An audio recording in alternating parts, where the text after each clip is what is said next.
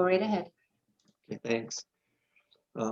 We have a very nice, intimate group this evening, and so I want to touch on a few things about where we're really at here in the next 3 months. I'm actually 3 festivals. There's 3 festivals upon us.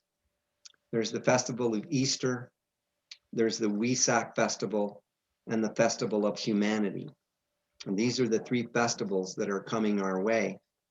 And so by starting off tonight, what I wanted to do before we go into meditation is I wanted to talk a little bit about those festivals, and particularly concentrate first on the Easter festival, because at the end of this month we will be celebrating the Wesak festival, and so that meditation will be within that festival.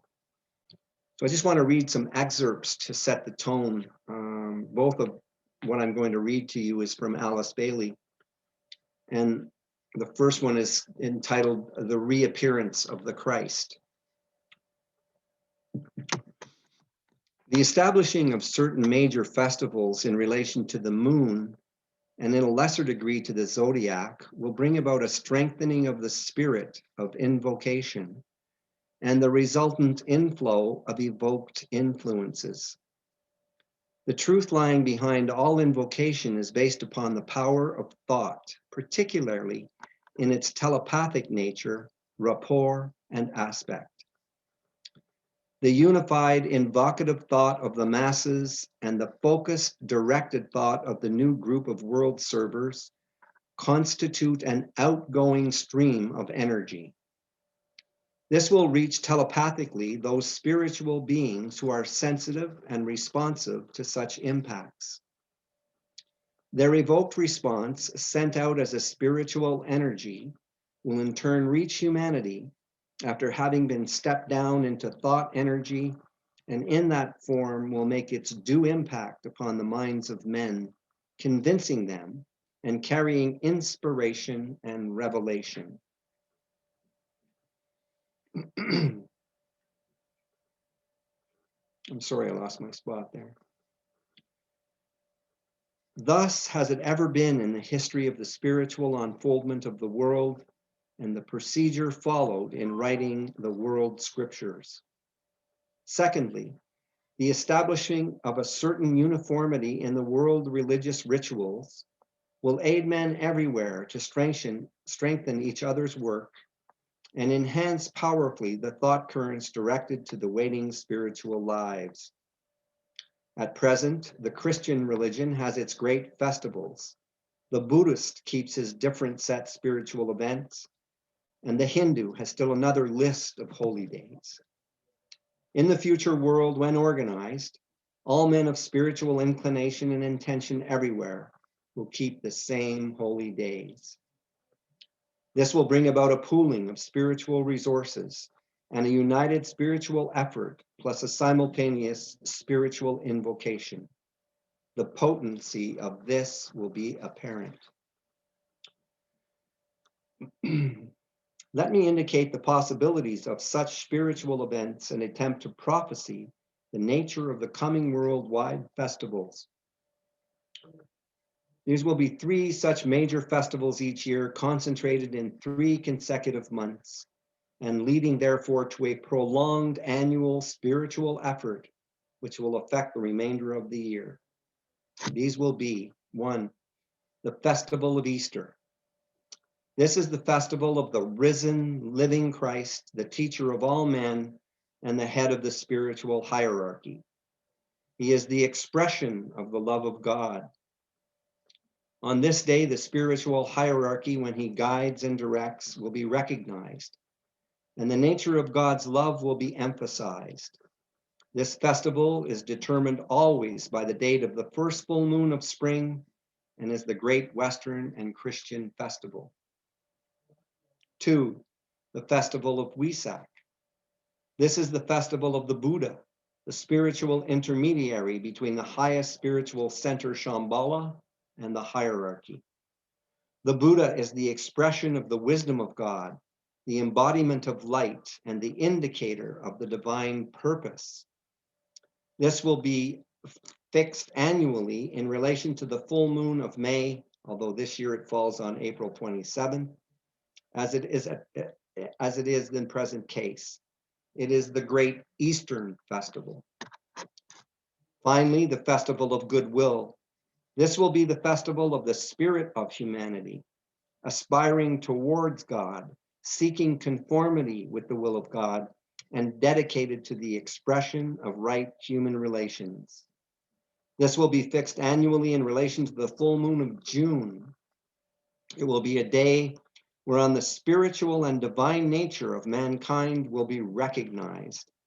On this festival for 2,000 years, the Christ has represented humanity and has stood before the hierarchy and in the sight of Shambhala as the God-man, the leader of his people, and the eldest in a great family of brothers. Each year at that time, he has preached the last sermon of the Buddha before the assembled hierarchy. This will therefore be a festival of deep invocation and appeal, of a basic aspiration towards fellowship, of human and spiritual unity, and will represent the effect in the human consciousness of the work of the Buddha and of the Christ.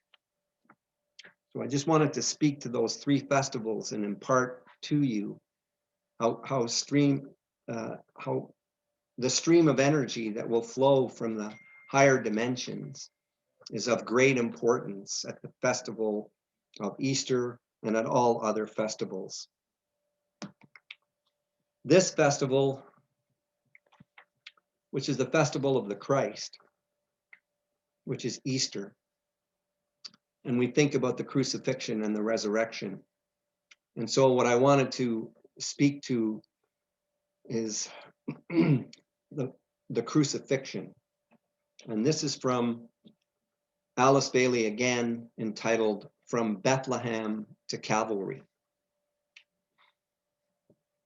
The crucifixion and the cross of Christ are as old as humanity itself. Both are symbols of the eternal sacrifice of God as he immerses himself in the form aspect of nature and thus becomes God immanent as well as God transcendent. We have seen that Christ must be recognized, first of all, in the cosmic sense. The cosmic Christ has existed from all eternity. This cosmic Christ is divinity or spirit crucified in space. He personifies the immolation or sacrifice of spirit upon the cross of matter, of form or substance, in order that all divine forms, including the human, may live. This has ever been recognized by the so-called pagan faiths. If the symbolism of the cross is traced far back, it will be found that it antedates Christianity by thousands of years, and that finally the four arms of the cross will be seen to drop away, leaving only the picture of the living heavenly man with his arms outspread in space. North, south, east, and west stands the cosmic Christ upon what is called the fixed cross of the heavens. Upon this cross, God is eternally crucified. The sky is mystically spoken of as the temple and the eternal consciousness of God. Its altar is the sun, whose four arms or rays typify the four corners or the cardinal cross of the universe, which have become the four fixed signs of the zodiac. And as the four powerful sacred animal signs are both cosmical and spiritual, these four are known as the consecrated animals of the zodiac, while the signs themselves represent the basic fundamental elements of life, fire, earth, air, and water. These four signs are Taurus, Leo, Scorpio, and Aquarius, and they constitute preeminently the cross of the soul, the cross upon which the second person of the divine Trinity is crucified. Christ personified in his mission these four aspects, and as the cosmic Christ, he exemplified in his person the qualities for which each sign stood. Even primitive man, unevolved and ignorant, was aware of the significance of the cosmic spirit, immolated in matter and crucified upon the four-armed cross. These four signs are to be found unequivocally in the Bible and are regarded in our Christian belief as the four sacred animals. The prophet Ezekiel refers to them in the words, "As for the likeness of their faces, they four had the face of a man and the face of a lion on the right side, and they four had the face of an ox on the left side. They four also had the face of an eagle." A man, a lion, an ox, and an eagle. And again, in the book of Revelations, we find the same astrological symbology. "And before the throne there was a sea of glass like unto crystal. And in the midst of the throne, round about the throne, were four beasts full of eyes before and behind. And the first beast was like a lion, and the second beast was like a calf, and the third beast had a face as a man, and the fourth beast was like a flying eagle." The face of the man is the ancient sign of Aquarius, the sign of the man carrying the water pot to which Christ referred when he sent his disciples into the city, saying, "Behold, when you entered into the city, there shall a man meet you bearing a pitcher of water. Follow him into the house where he entereth in." This is the zodiacal sign into which we are entering. It might be as well to point out that this is astronomically true and not simply a pronouncement of the astrologers. The symbol which stands for the zodiacal sign Leo is the lion. This sign is the symbol of individuality, and under its influence, the race arrives at self-consciousness and men can function as individuals. Christ in his teaching emphasized the significance of the individual, and in his life demonstrated the supreme value of the individual, his perfecting, his service, and his ultimate sacrifice in the interests of the whole. The constellation Aquila is always regarded as interchangeable with the sign Scorpio, the serpent, and it is therefore frequently used in this connection when considering the fixed cross of the cosmic savior. Scorpio is the serpent of illusion from which the Christ nature finally frees us. And it is to the illusionary wiles of this serpent Scorpio that Adam succumbed in the Garden of Eden.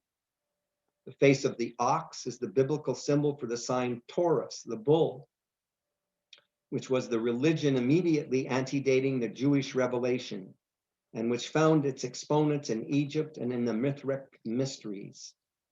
Upon this fixed cross, all the world saviors not accepting the Christ of the West have been eternally crucified as reminders to man of divine intent based upon the divine sacrifice.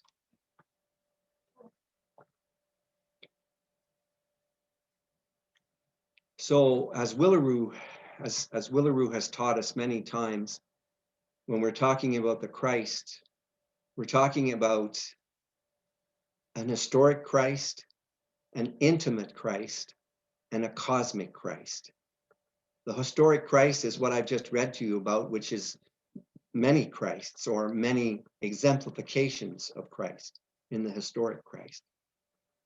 The intimate Christ is that consciousness which we breed in ourselves, which we bring into ourselves with our mother, father. We birth the Christ consciousness within. And the cosmic Christ is what Willeroo, of course, is referring, and what they are referring to in this book represents spirit and represents spirit in everything.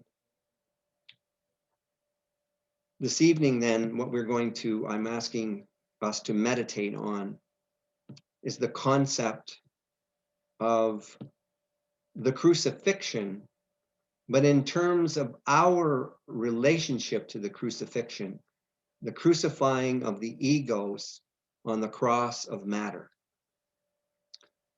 That what we will concentrate tonight on our meditation is go within the temple of your heart and sit with your mother and concentrate with your mother on the crucifixion of the egos on the cross of matter. I will begin the meditation with the Om Mani Padme In, and I will end the meditation with that same mantra. Make yourself comfortable and close your eyes.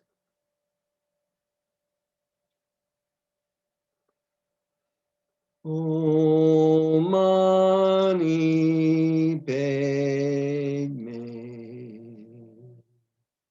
In.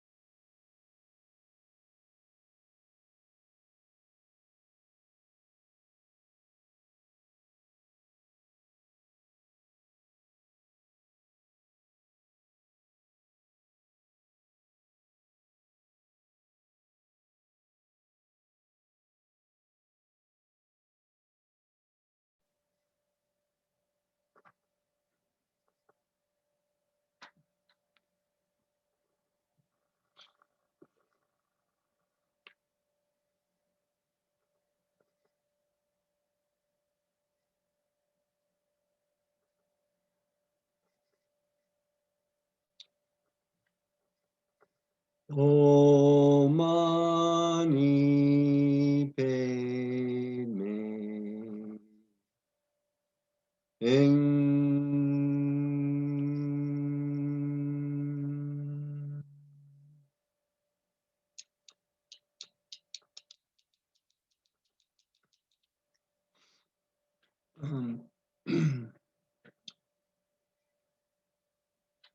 Um, um, everyone, I have to run to another meeting, and so I will end this meditation evening with two prayers: the Great Invocation and the Mantra of Unification. The Great Invocation. From the point of light within the mind of God, let light stream forth into the minds of men. Let light descend on earth. From the point of love within the heart of God, let love stream forth into the hearts of men. May Christ return to earth. From the center where the will of God is known, let purpose guide the little wills of men, the purpose which the masters know and serve. From the center which we call the race of men, let the plan of love and light work out, and may it seal the door where evil dwells. Let light and love and power restore the plan on earth. The mantra of unification. The sons and daughters of men and women are one, and I am one with them. I seek to love, not hate. I seek to serve and not exact due service. I seek to heal, not hurt. Let pain bring due reward of light and love. Let the soul control the outer form and life and all events, and bring to light the love which underlies the happenings of the time. Let vision come and insight. Let the future stand revealed. Let inner union demonstrate and outer cleavages be gone. Let love prevail. Let all humanity love. Miigwech, Wiracocha, Namaste. See you all soon.